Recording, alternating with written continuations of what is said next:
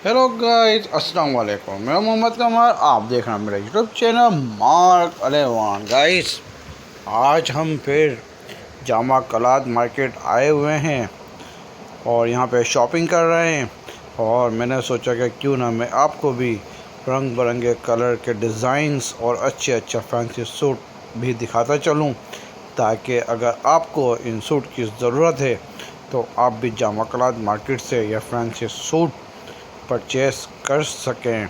और ईद भी करीब आ रही है, रमज़ान भी करीब आ रहे हैं, क्योंकि रमज़ान और ईद के बाद से पहले हमें नीड तो कपड़ों की होगी, नए कपड़े भी बनाने होंगे, ईद भी करनी होगी।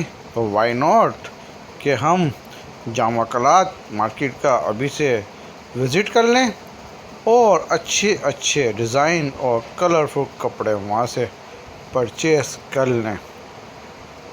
अगर आप मेरे चैनल पे न्यू हैं तो मेरे चैनल को लाइक और सब्सक्राइब करें, देखते रहें, मार्क 11 को एंजॉय करें।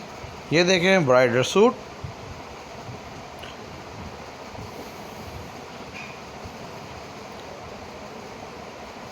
ये देखिए अच्छे डिज़ाइन है। देखते रहें मेरे चैनल को, मार्क 11 लाइक और सब्सक्राइब करते रहे। Thank you very much. मैं आपको ऐसी और इन्फॉर्मेशन देता रहूँगा। आखिर तक मेरे चैनल को देखें। बहुत शुक्रिया, थैंक यू।